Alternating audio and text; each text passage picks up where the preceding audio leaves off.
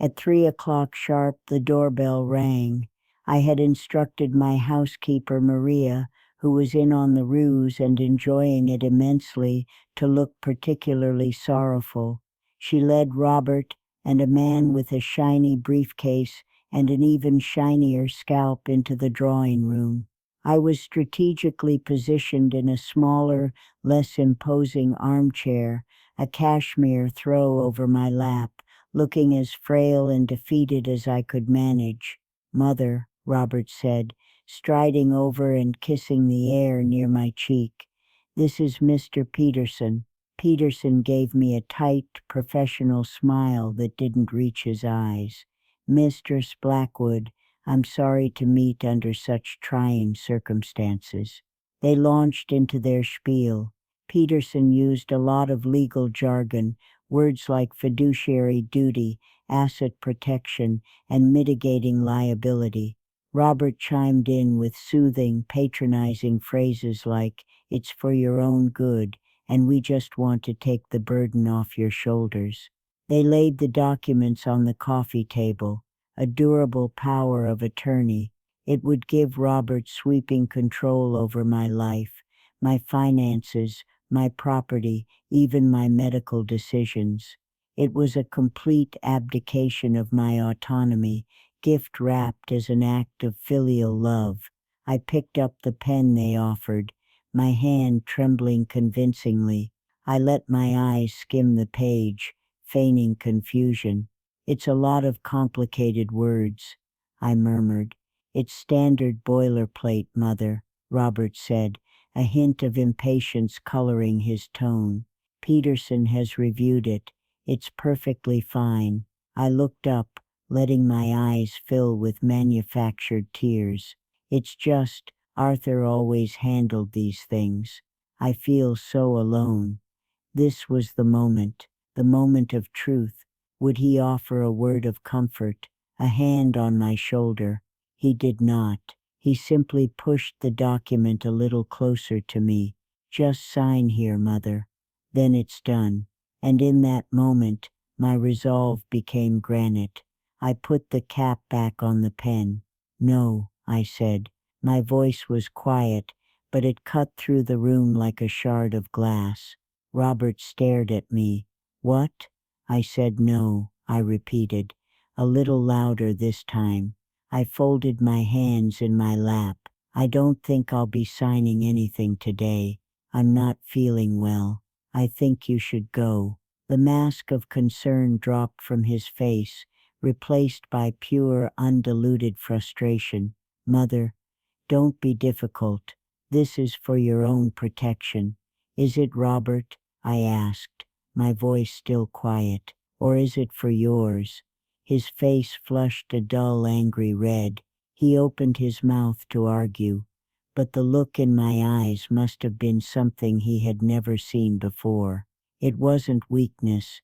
It wasn't confusion. It was something cold and ancient, the quiet fury of a mother who has finally seen the truth. He snapped his mouth shut, grabbed the unsigned papers from the table, and stormed out of the room, his lawyer scurrying behind him like a startled weasel. I sat there for a long time after they left. The house was silent again, but this silence was different. It wasn't the silence of grief.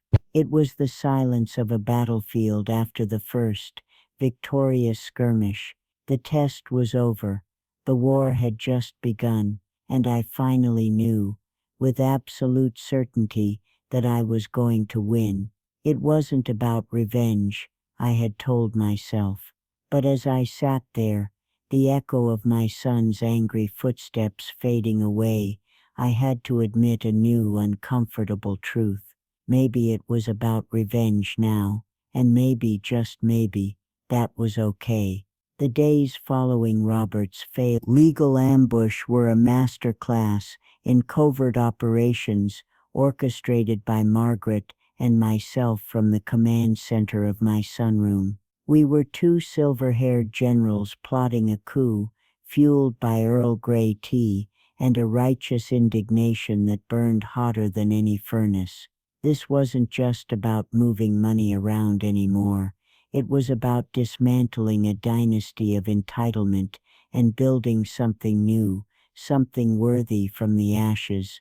It wasn't a game, it was architecture, the architecture of consequence. Margaret, with her razor-sharp legal mind, was the architect. I was the client, but I was also her most eager student. For years, I had deferred to Arthur on the grand strategy of our wealth, content to manage the day-to-day investments. He had tried to teach me more, to show me the intricate fortresses he built with trusts and holding companies. You never know when you'll need a defense, Evie, he used to say, tapping a complex flowchart. The world is full of raiders. I never imagined the raiders would be sleeping down the hall, sharing my family name. Now, his lessons came rushing back, and I devoured every detail of Margaret's plan with a hunger I hadn't felt in years. Our first move was to make the ruin feel terrifyingly real to Robert and Claire. This required more than just stories, it required tangible effects. Margaret drew up a plan to systematically sever the financial lifelines I had extended to them for decades. "They're like parasites, Evelyn," she said, not unkindly, as she highlighted a series of accounts on a bank statement. "They've been attached to the host for so long, they don't even know how to feed themselves. We're not killing them, we're forcing them to detach." The first to go was the Blackwood Consolidated credit card account. Both Robert and Claire had platinum cards with astronomical limits, linked directly to my primary holdings. They used them for everything from Robert's business lunches at five-star restaurants to Claire's weekly essential spa treatments. With a single phone call, I had their cards deactivated. I didn't tell them, I just waited. The call came from Claire 2 days later. She was at the checkout of a designer boutique in the city, her voice a high-pitched shriek of fury and humiliation. "Mummy, my card was declined." In front of everyone, they looked at me like I was some kind of commoner. "What is going on?" I feigned confusion and distress. "Oh dear, Claire, I told you, the accounts are frozen. The creditors, they're moving so fast." I added a little sob for effect. "I'm so sorry, darling, I have nothing." There was a moment of sputtering rage on her end. But, my luncheon, I'm meeting the Vanderbilts. How am I supposed to pay?" The sheer panic in her voice was not for my well-being, but for her social standing. Her entire identity was built on a foundation of my money, and the first crack was sending her into a tailspin. Robert's discovery was less public but, I suspect, more galling. He tried to use his card to book a last-minute flight to a golf retreat in Pebble Beach. When it was declined, he didn't call me screaming. He called me with a low, menacing calm. "Mother, the card isn't working." "I know, Robert, I'm so sorry. This is unacceptable," he seethed. "You have made a mess, and now it is affecting my business, my reputation." "I understand you're upset," I began. "Upset," he scoffed. "I am past upset. This is a logistical nightmare of your own making. You were reckless, and now we are all paying the price." The audacity of it was almost impressive. He had never once contributed a single dollar to the pot, yet he saw its contents as his birthright. This was the conversation that truly sealed his fate. It wasn't just entitlement, it was a profound, unshakable belief that my purpose on this earth was to facilitate his life. But cutting off credit cards was just the beginning. The real leverage, the heart of our secret plan, was far more sophisticated. It centered on the family home, the sprawling stone mansion that had been in Arthur's family for 3 generations. To my children, it was a symbol of their status, a permanent, unassailable fortress of their privilege. They assumed it was mine to lose. They were wrong. Years ago, Arthur, ever the pessimist and brilliant strategist, had done something remarkable. Worried about potential corporate lawsuits or hostile takeovers that could threaten our personal assets, he had placed the house and the surrounding land into a very specific, very obscure type of irrevocable trust. He called it the Legacy Trust. He and I were the trustees, but upon the death of the first trustee, the second did not gain sole control. Instead, a co-trustee was to be appointed. Someone stipulated in a sealed addendum, kept with our lawyer. That lawyer had been Margaret's mentor, and now the document rested with her. The children knew nothing about this. They assumed the house was tied to the general estate, the one I had just lost. And who? I asked Margaret, my heart pounding, as she explained the legal intricacies. Did Arthur stipulate as the co-trustee to be appointed upon his death? Margaret gave me a slow, triumphant smile. A man he respected immensely for his integrity and his refusal to be bought. A man he knew would always protect the family's true legacy, not just its money. She paused for dramatic effect.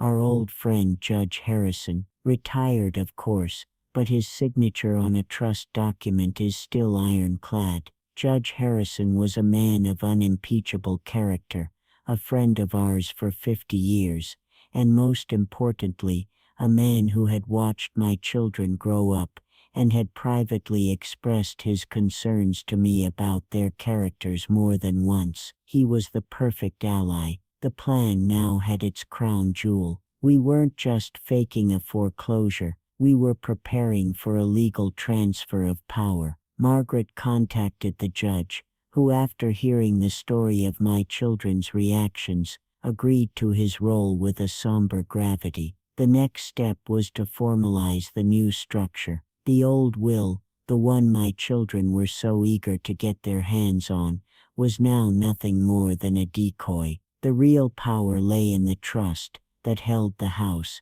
and in a second newly created entity, the Blackwood Family Stewardship Trust. This was my masterpiece. Working with Margaret and a team of financial advisors who were loyal to me, not just my money, we began the process of legally and systematically transferring the bulk of my liquid assets, the money Robert and Claire thought was gone forever, into this new airtight trust. It was a shell company, a foundation, a fortress all in one, and its charter was unlike any legal document my children could ever imagine. The charter stated that the trust's purpose was to foster and support the values of empathy, artistic creation, community service, and personal integrity. Beneficiaries were not named by birthright. Instead, they could petition the board for grants. The board consisted of 3 people,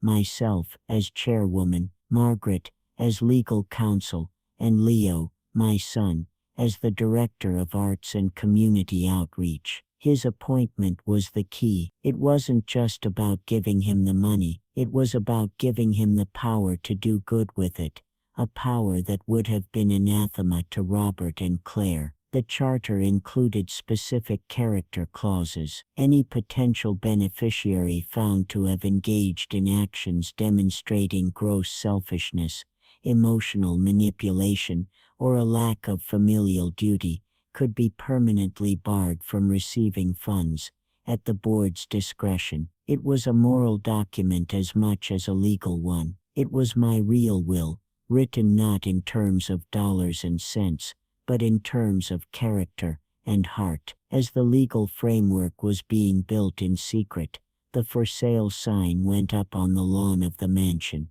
I had a real estate agent, another old friend, place it there. The effect was immediate and seismic. The sign was not just a sign, it was a public declaration of our family's fall from grace. It was a source of deep, abiding humiliation for Robert and Claire. Claire's call was hysterical. A sign, a common tacky for sale sign on the front lawn. Mother, The whole town will see it. The garden club meets tomorrow. What am I supposed to say? You can say the truth, Claire, I said, my voice empty of sympathy. You can say your mother is ruined and has to sell her home. Robert's reaction was to try and take control. He called the real estate agent directly, demanding the sign be taken down, claiming he was handling the property's disposal. The agent, following my instructions, simply said, "I'm sorry,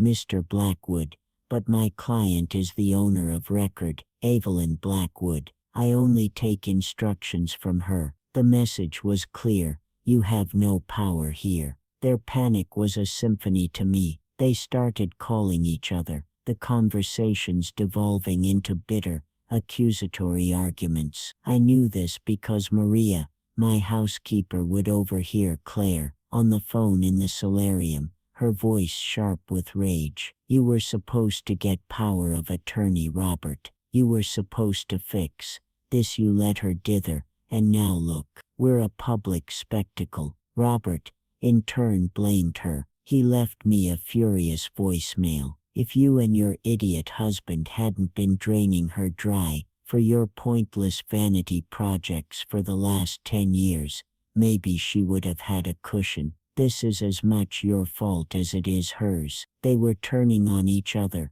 their alliance of greed fracturing under the first real pressure it had ever faced. They were busy fighting over the spoils of a kingdom they didn't realize had already been conquered. They were flailing in the dark, completely unaware that I had already changed all the locks, and was standing in the light, watching them. The silent takeover was almost complete. All that was left was the final personal touch. It was time for me to become homeless. It was time to move in with Leo. The day I left, the mansion was gray and overcast, the sky the color of slate. It suited my mood perfectly. This part of the plan felt different, more real. I wasn't just orchestrating events from a distance. I was stepping onto the stage myself. Maria helped me pack a single suitcase with simple clothes I'd bought specifically for the occasion: plain sweaters,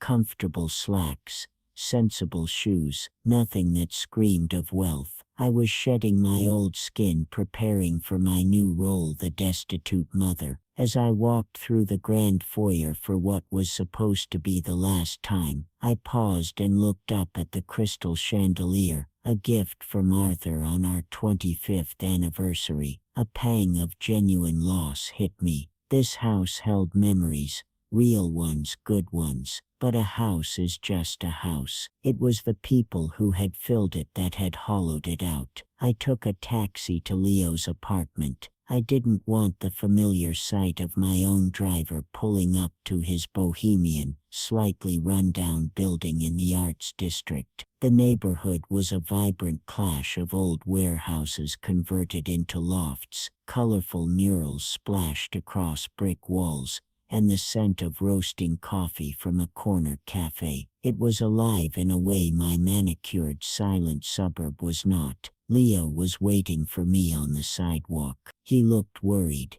his brow furrowed. He rushed forward and took my suitcase, his grip strong and steady. "Mom, you came. You invited me," I said, managing a small smile. He led me up 3 flights of creaking wooden stairs to his apartment. The moment he opened the door, the scent of turpentine, oil paint, and brewing tea washed over me. It was the smell of his life, of his passion. The loft was one large room, sectioned off by bookcases and draped fabrics. Canvases in various stages of completion were everywhere, leaning against walls, stacked in corners. Sunlight, even on this gray day, streamed in through 2 enormous paned windows that overlooked the city. In the center of the main space was a lumpy-looking sofa bed, already made up with clean sheets and a thick, colorful quilt. "Here you go,"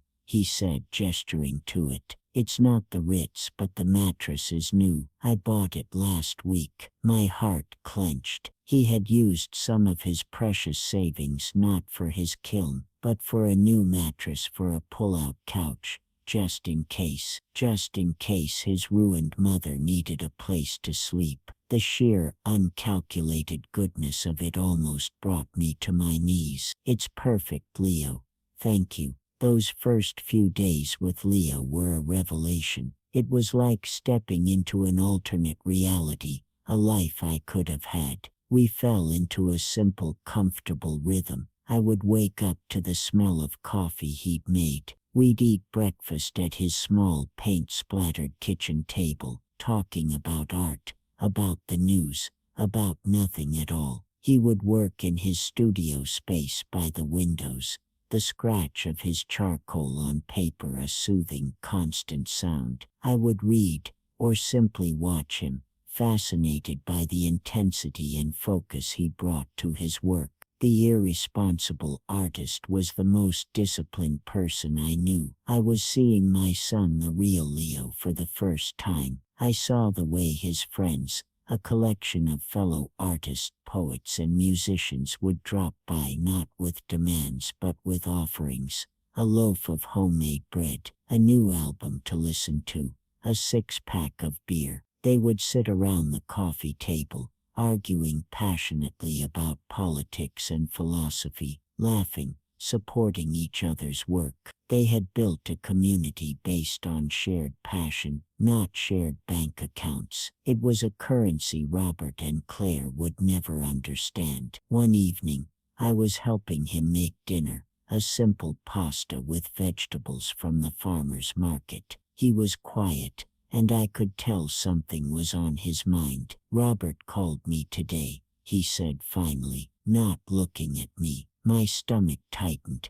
"Oh yeah," he said, "some things. That you're not well, that you're confused, vulnerable, that I'm taking advantage of you." He finally looked at me, his eyes dark with a hurt he was trying to hide. He said I was a parasite, letting my destitute mother sleep on my couch while I schemed to get whatever scraps were left. The venom of it, the projection, was vile. Robert was accusing Leo of the very sins he himself was committing. "What did you say?" I asked, my voice dangerously quiet. Leo shrugged, turning back to chopping an onion. "I told him he was a soulless ghoul, who wouldn't recognize human decency if it bit him on his fat, polo-playing backside." Then I hung up. A small wry smile touched his lips. "Might have been a bit much." "No," I said, walking over and putting a hand on his shoulder. "It was perfect." The air in my late husband's study was thick with the scent of old leather, lemon polish, and the cloying sweetness of the lilies my daughter Claire had sent, a sympathy arrangement, I suppose, for a grief that wasn't real. From my vantage point in Arthur's wingback chair, the one he'd occupied for 40 years, I could see them all. Robert, my eldest, stood by the window, his back ramrod straight, checking the time on a watch I'd given him for his 40th birthday, a timepiece that cost more than a modest car. He wasn't looking at the sprawling lawns of the estate. He was looking at his own reflection in the glass, a habit of his. Claire was perched on the edge of the Chesterfield sofa, her posture a masterclass in feigned delicacy. She kept dabbing at the corner of her eye with a silk handkerchief, a gesture so practiced it had lost all meaning. And then there was Leo. My youngest, he was tucked into the corner, almost trying to disappear into the heavy damask curtains. He wasn't looking at anyone, just tracing the patterns on the Persian rug with the toe of his worn-out boot. He was the only one who looked genuinely sad, which was the final brutal irony of it all. They thought we were here for the reading of my will. They believed I was dying. The truth was, the test was over, and the reading of my real will, the one I'd had my lawyer, Margaret, draw up just 3 weeks ago was about to begin. It wasn't a will, not really. It was a reckoning. It all started 6 weeks before, on a Tuesday. I remember the specific day because the gardeners were trimming the hydrangeas, and the sound of the shears was a steady rhythmic snipping that seemed to punctuate the end of my old life. I sat in this very chair, the quarterly investment portfolio spread across Arthur's mahogany desk. The numbers were, as always, excellent. Arthur had been a genius, a titan of industry, but his true gift was teaching me how to be one too. After he passed, I took the reins of our fortune not with fear, but with a quiet competence he had instilled in me. Our wealth had not just been preserved, it had grown, branching out into new ventures, new technologies, new futures. My children, however, had only ever seen the fruits, never the labor. They viewed the family fortune as a self-replicating organism, a magical spring that would never run dry. Robert's real estate ventures were propped up by my capital. Claire's lifestyle brand, a glorified blog, and a series of disastrous pop-up shops, was funded by my indulgence. And Leo, well, Leo asked for nothing. That was his sin in their eyes. He'd taken a small trust Arthur had left him and used it to get an art degree, and now he lived in a drafty loft in the city, smelling of turpentine and linseed oil, creating canvases of breathtaking beauty that he rarely sold. He was, in the eloquent words of his brother, a professional disappointment. That Tuesday, as I looked at the black ink on the page, a profound weariness settled over me. It wasn't the numbers that tired me, it was the phone calls I knew would come. Robert, needing another $500,000 to cover a shortfall on a condo development. Claire, hinting about a new line of artisanal soaps that required a six-figure marketing budget. They were like birds with their mouths perpetually open, waiting for a worm to be dropped in. There was no gratitude, no curiosity about my life, my health, my heart. I was not their mother, I was their fiduciary, the head of acquisitions for their desires. And a thought, cold and sharp as an icicle, pierced the fog of my fatigue. What if the spring ran dry? What if the numbers on the page were red instead of black? Who would they be then? Who would I be to them? It wasn't about revenge, not at first. It was a question, a genuine, aching, desperate question. I needed to know. After a lifetime of providing, I needed to know if I had raised children, or if I had merely funded 3 very expensive, very entitled strangers. So, I made a decision, a terrible, wonderful, necessary decision. I picked up the phone and called Margaret, my oldest friend and the sharpest legal mind I'd ever known. Margaret, I'd said, my voice steady despite the tremor in my soul. I need your help. I'm thinking of going bankrupt. There was a pause on the other end of the line. Then Margaret's dry chuckle. Evelyn, darling, for you to go bankrupt, the entire global economy would have to collapse first. What's his name? It's not a man, I said, a small watery smile touching my lips. It's a test, and I'm afraid my children are about to fail. And so we began. The plan was simple in its premise, but complex in its execution. Margaret, with the glee of a retired general called back for one last campaign, helped me orchestrate a convincing financial ruin. We created a narrative, a series of high-risk emerging market investments, championed by a new financial advisor, had imploded catastrophically. We fabricated documents, online articles about the fund's collapse, even a tearful, panicked voicemail from the fictional advisor. The masterpiece, however, was my performance. I called them one by one. I chose to do it over the phone. I didn't think I could bear to see their faces as I broke the news. I needed the distance. I rehearsed my lines, practicing the catch in my voice, the tremble of fear. Robert was first. Robert, darling, I began, the feigned tremor in place. Something terrible has happened. I spun the tale of woe, of bad advice and collapsed markets. I told him everything was gone.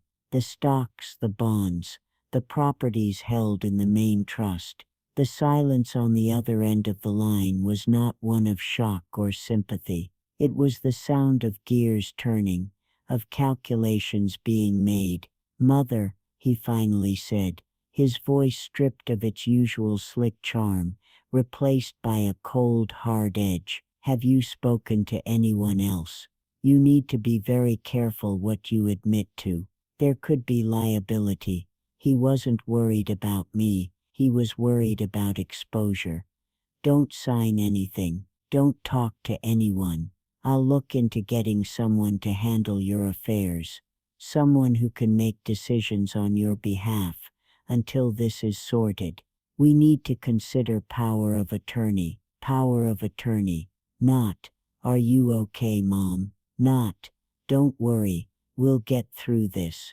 But a legal maneuver to take control of what little he believed was left. A vulture circling a carcass that wasn't even cold.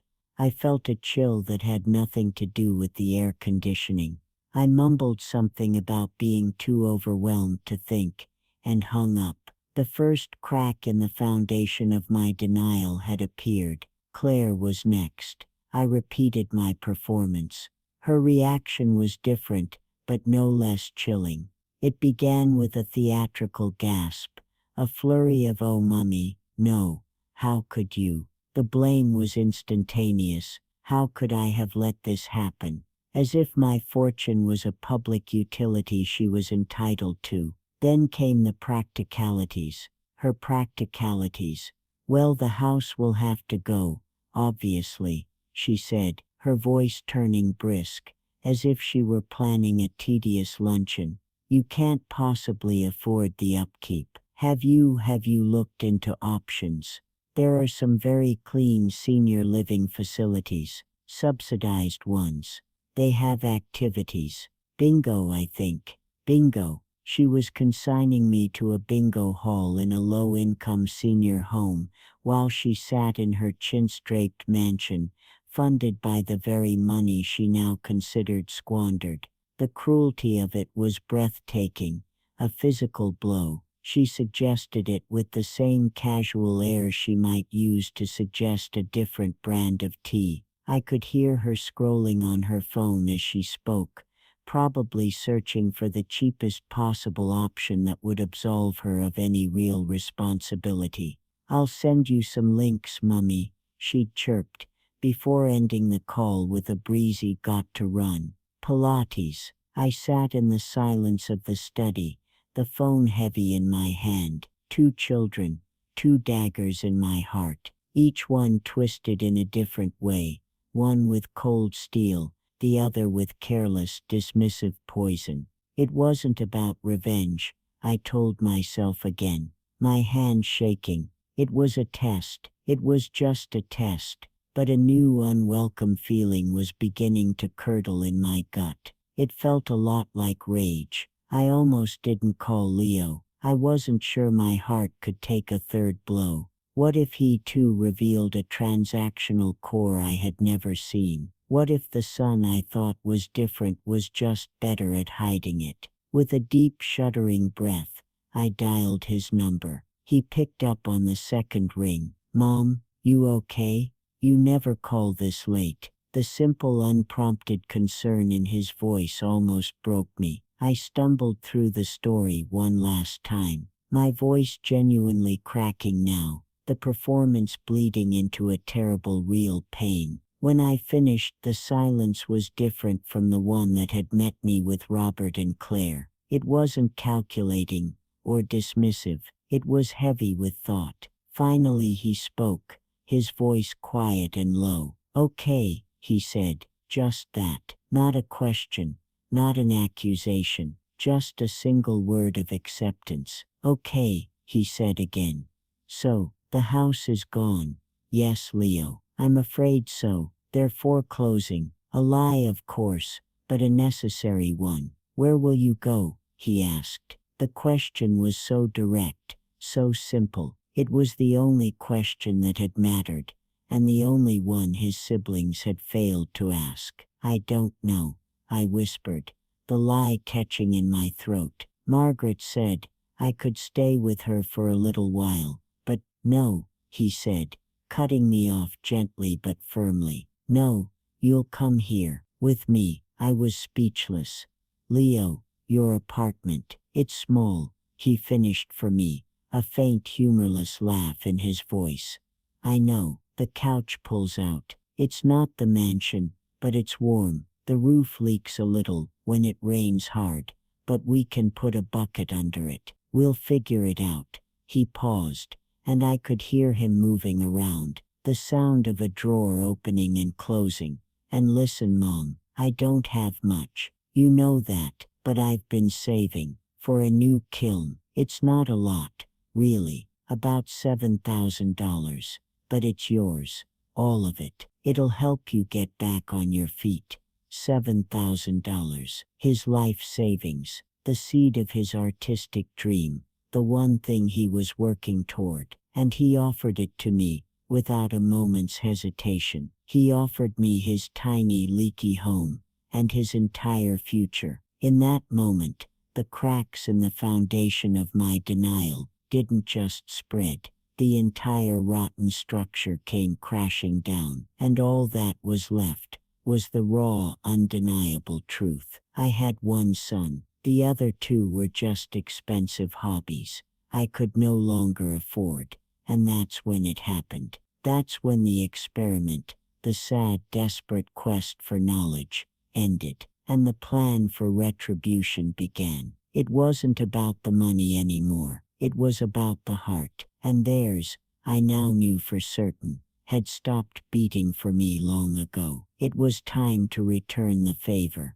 The days that followed that series of phone calls were a study in human nature at its most base. My carefully constructed world of maternal denial shattered, and in its place was a landscape of stark, ugly clarity. I felt as though I'd been walking through a fog for 20 years, and a harsh wind had suddenly blown it all away, revealing the vipers I'd mistaken for my own flesh and blood. The grief was real. I was mourning the children I thought I had, the family I believed I'd built. That grief was a physical weight, pressing down on my chest, making it hard to breathe. I'd wake up in the middle of the night, in my vast, empty bed, the silence of the mansion amplifying the screaming in my own head. How could I have been so blind? I spent hours just walking through the rooms of my home, not my real home,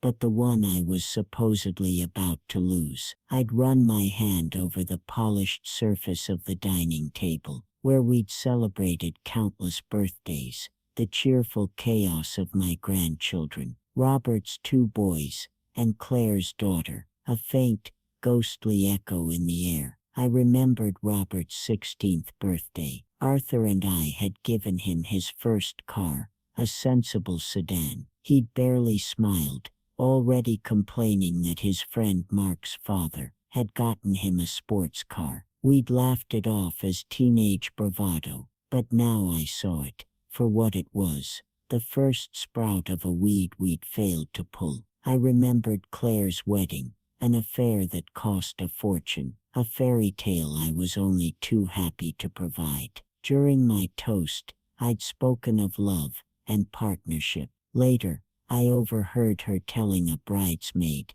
that she was glad theatrics were over, so she could finally get a real drink. At the time, I dismissed it as bridal stress. Now, I saw it as a moment of pure, unvarnished truth. These memories, once soft focus and rose-tinted, now replayed in my mind with a sharp, brutal clarity. They weren't isolated incidents.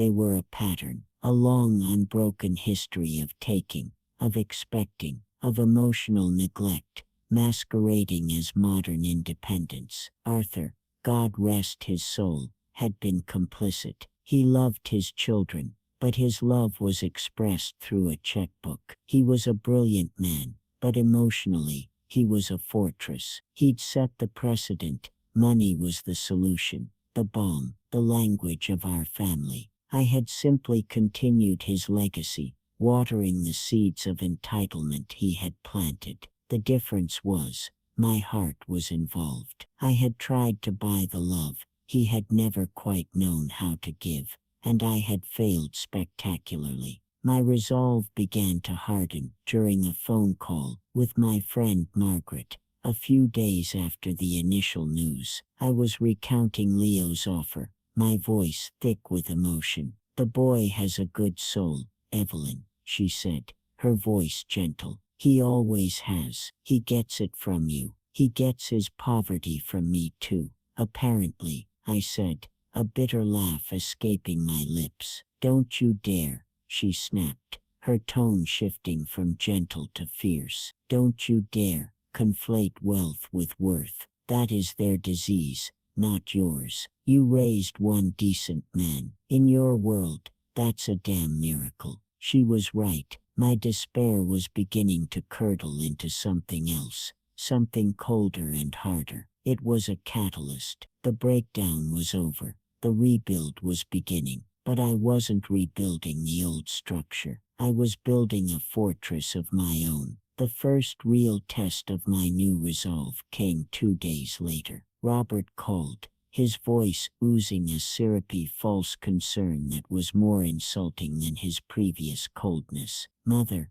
I've been thinking. I don't want you to worry about a thing. I've had my attorney, a man named Peterson, draw up some papers. It's just a simple power of attorney. It will allow me to interface with the banks and creditors on your behalf, to protect you, protect me." The words were a grotesque parody. He wanted to protect the assets. He wanted to be the first one at the scene of the crash to salvage the scrap metal. "That's very thoughtful, Robert," I said, my voice deliberately weak and wavering. I was learning to use their perception of me as a weapon. They saw a frail, confused old woman. "Fine, let them. Peterson can be there this afternoon, around 3. It won't take long, just a few signatures." He was so eager, so confident. "I don't know, Robert. I'm so tired." "All the more reason to let me handle this, Mother. Rest. I'll take care of everything." I agreed.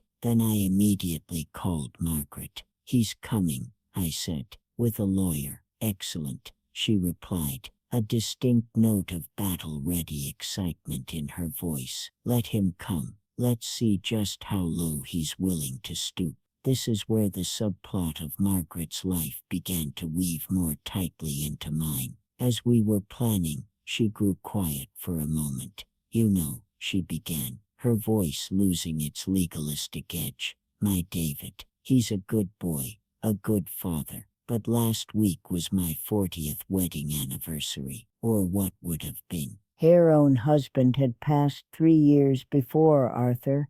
David didn't call, not a text, not an email. His wife sent a generic flower arrangement 2 days later with a card signed by her assistant. When I finally called him, he'd forgotten completely. He was so busy with a golf tournament at his club. She sighed, a sound heavy with a familiar kind of resignation. "It's not that he's malicious, Evelyn. He's just insulated, wrapped up in his own perfect life. Sometimes I feel like I'm a task on a to-do list he keeps forgetting to check off." Her story didn't just create a bond, it solidified my purpose. This wasn't just my fight. It was for every parent who had become an afterthought, every mother who had been reduced to a reliable bank or a forgotten duty. Our children, raised in comfort, had developed a kind of generational amnesia, forgetting the sacrifices that had built their gilded cages. My fight in a small way, was Margaret's too. It gave my plan a moral weight it hadn't possessed before. It wasn't just about punishing my children, it was about honoring the very concept of parental love, a concept they had so carelessly debased. The counter-manipulation didn't stop there.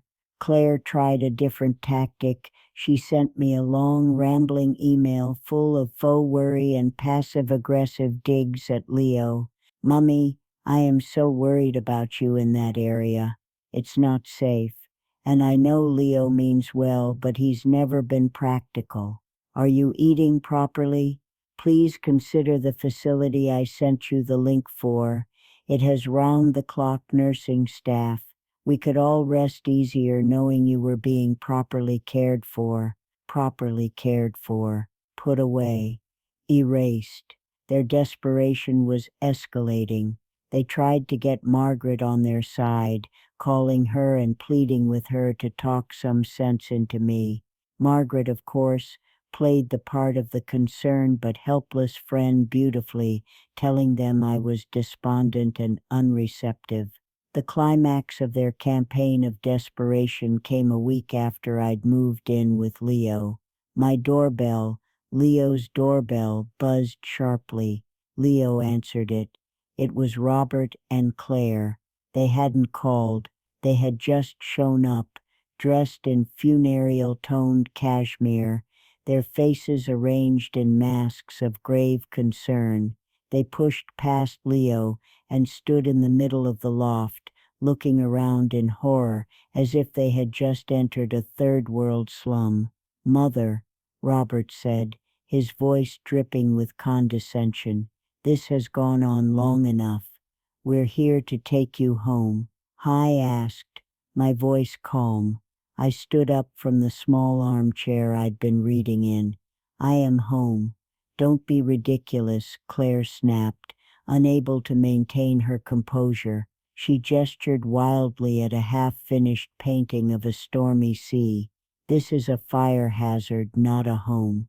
You're coming with us. We've made an appointment with Dr. Sterling for an evaluation." An evaluation. They were going to try to have me declared incompetent, the final desperate move of the truly morally bankrupt. They saw my choice to live with the son who loved me as proof of insanity. The irony was so thick it was suffocating. This was the moment the power shift became absolute.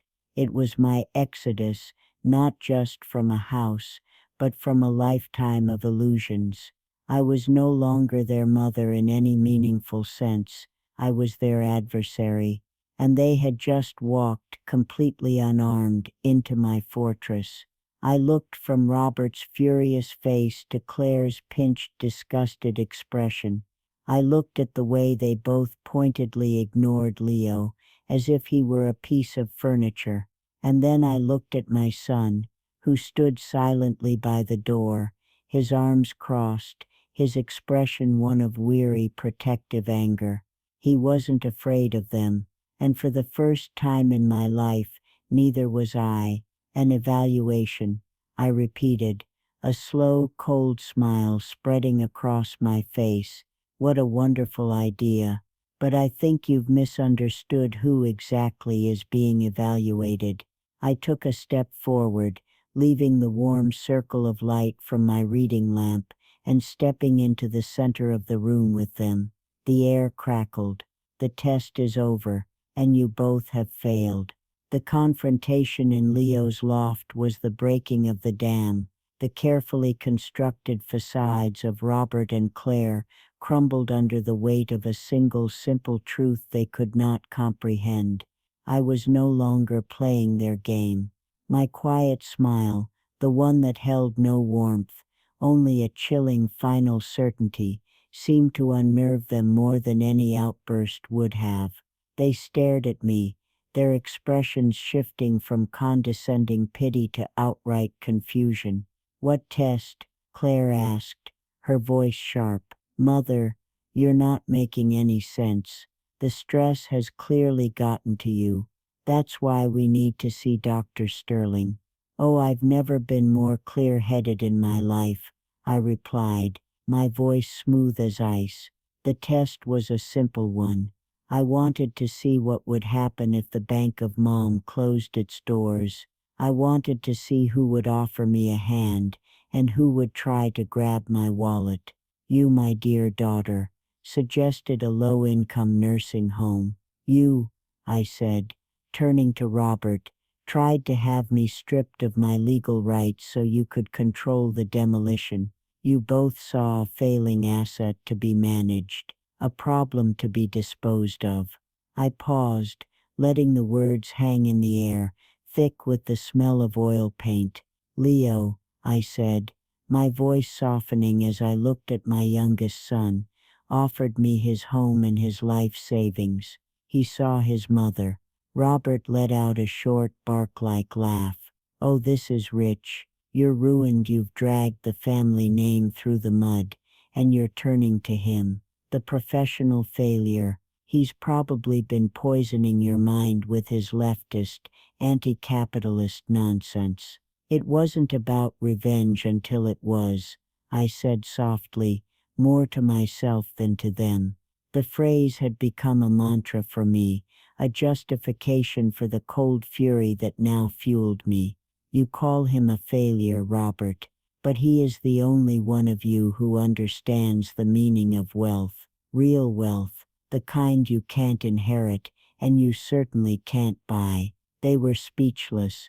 They looked at each other, a flicker of genuine panic in their eyes for the first time. This wasn't the confused, grieving widow they had planned for. This was someone else entirely.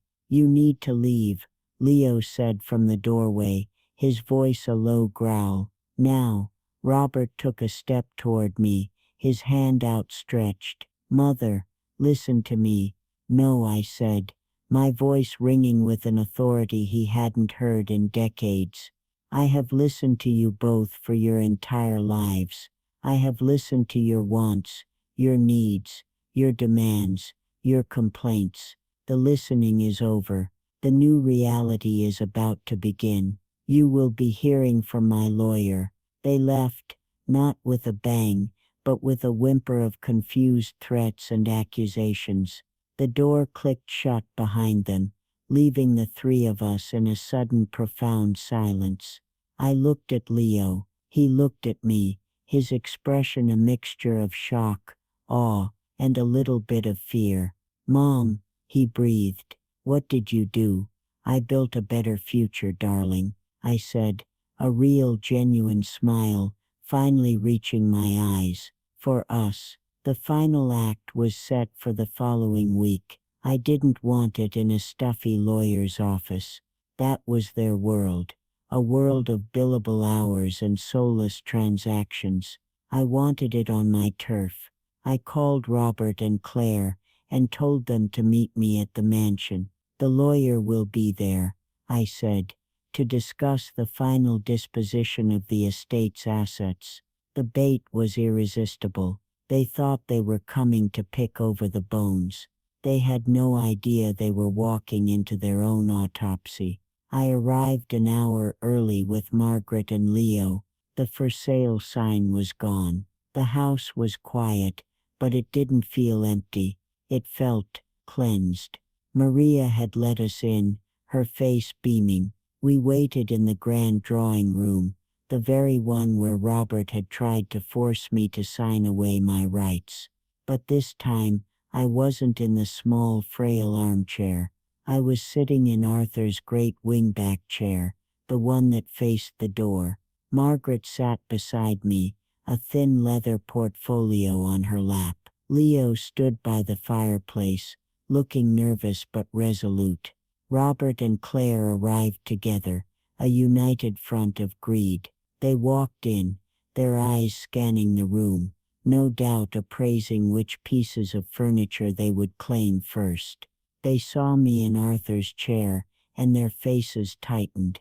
It was a seat of power, and I was occupying it. Mother, Robert began, all business. Let's get this over with. He's not coming, I said calmly. Margaret is here to officiate. And this isn't a will reading. The will as you know it is largely irrelevant. Claire scoffed. What are you talking about? Of course there's a will. Daddy's will splits everything 3 ways upon your death, or in the event of legal incapacitation. She glanced at Robert, a clear reference to their failed plan. That's true, I conceded. But you see I'm not dead, and as you found out, I'm not incapacitated. And most importantly, the bulk of the assets you're referring to, they no longer exist within that estate. Margaret chose this moment to speak. Several years ago she began, her voice crisp and professional. Your father, with foresight and wisdom, placed this house and the land it sits on into a shielded irrevocable trust. Upon his death, a sealed addendum appointed a new co-trustee to serve alongside your mother. That co-trustee, Judge Harrison, has in conjunction with your mother, activated the trust's primary charter. The color drained from Robert's face. He knew the name, he knew what it meant. That's not possible. Oh, it's very possible, I said. This house and everything in it is not part of my personal estate. It never was. It cannot be seized by creditors, because there are no creditors, and it cannot be inherited. It belongs to the legacy trust. But the money, Claire stammered, her voice rising. The investments, you said they were gone. I did, I said, and they are. They are gone from any account that you might have had a claim on. They have been transferred, legally and irrevocably, into a new entity. I leaned forward, savoring the moment. It's called the Blackwood Family Stewardship Trust. Its mission is to support art and community and integrity. The board is myself, Margaret, and its new director, your brother. The silence in the room was absolute. It was the sound of 2 lives, built on false pretenses and selfish expectations, imploding. Claire sank onto the sofa, her hand to her chest, looking as if she might faint. Robert just stood there, his mouth slightly agape, his face a mask of disbelief and incandescent rage. You gave it to him, he finally whispered, the words full of venom. He pointed a shaking finger at Leo. You gave our birthright to the family joke. He was never the joke, Robert, I said, my voice filled with a sorrow that was, for the first time for them, for the small empty people they had become. He was the only one who understood what the birthright was. It was never about the money. It was about the love. A concept you seem to have written off as a bad investment. Margaret opened the portfolio. Your mother has, however, decided to be generous, she said, her voice devoid of emotion. She is not leaving you destitute. The Stewardship Trust has authorized a one-time severance payment to you both. She slid 2 checks across the polished mahogany table, $100,000. To help you transition. Claire looked at the check as if it were covered in filth. 100,000, she shrieked. My quarterly spending on clothing is more than that. This is an insult. No, my dear, I said, standing up from the chair. An insult is suggesting your mother live out her days in a state-run facility so you don't have to be bothered. An insult is trying to have her declared mentally incompetent to steal her last few dollars. This, I said, gesturing to the check, is charity, something you are both about to become very familiar with. I had one last thing for them. Margaret pressed a small button on a digital recorder on the table. The room filled with the sound of Robert's cold, clinical voice. We need to consider power of attorney. Then Claire's brisk, dismissive tone. There are some very clean senior living facilities. Bingo, I think. I let the recordings play. The evidence of their betrayal, in their own voices, echoed in the grand room. When it was over, I looked at them. For the first time, they looked truly small, defeated. The new reality, I said, my voice quiet but final, is this: you are no longer beneficiaries of this family's wealth. You are welcome to petition the Stewardship Trust for grants, like anyone else. But I should tell you, the character clause is very strict. I don't imagine you'll qualify. I walked towards the door, with Leo and Margaret following me. Your personal belongings have been packed and are in the garage. You have 1 hour to collect them and leave the property. After that, the gates will be locked. I didn't look back as I walked out. The vindication was not a fiery, triumphant joy. It was a cold, quiet, and deeply satisfying peace. The house was no longer haunted by ghosts of what I thought my family was. It was ready for a new life. My new life. Months have passed since that day. The silence in my life now is not one of loneliness, but of peace. The grand mansion, once a monument to a broken family, is being transformed. With a significant grant from the Stewardship Trust, Leo is converting the West Wing into a residential fellowship for emerging artists.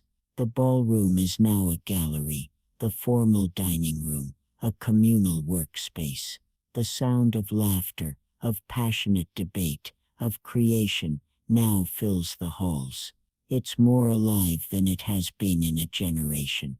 I found a new purpose, not as a provider of funds but as a patron, a mentor. I sit in on critiques, I talk to the young artists, I hear their stories.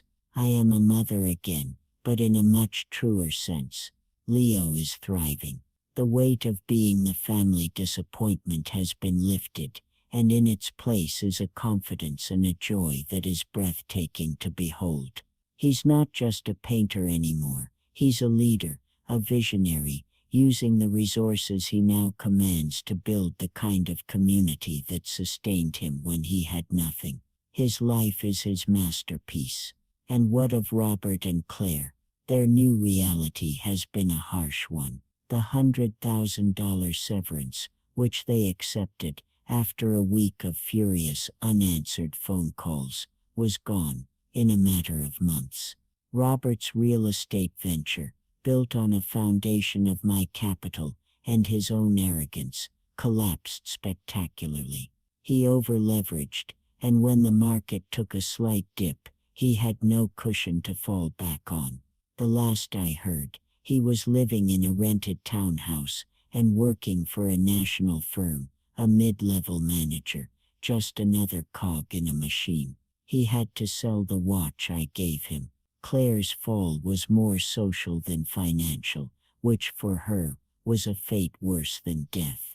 Without the endless funds to host lavish parties and buy her way into the right circles, her fair-weather friends vanished, like mist in the morning sun. Her husband, whose own family money was not as robust as he had led her to believe, grew tired of her constant complaints and their diminished lifestyle. They are separated. She sends me a card on my birthday now, a cheap one from the drugstore. I imagine her standing in the aisle, looking at the schmaltzy verses, and for a moment, I almost feel pity, but I don't. Pity is an emotion I reserve for those who deserve it. My friend Margaret and I have lunch every week. We talk about the artists, about the foundation, about her son, David, who after hearing about my family's implosion, has started calling her every single day. It seems my story served as a cautionary tale for him. Sometimes, you have to burn down a forest to let the new growth emerge. So, here I am, in my new life, in my old home, made new again. Was it an act of cruelty? Did I go too far? Some of you watching this might think so. You might say they were my children, that a mother's love should be unconditional, and maybe, in a perfect world, it should be. But my love was never the condition.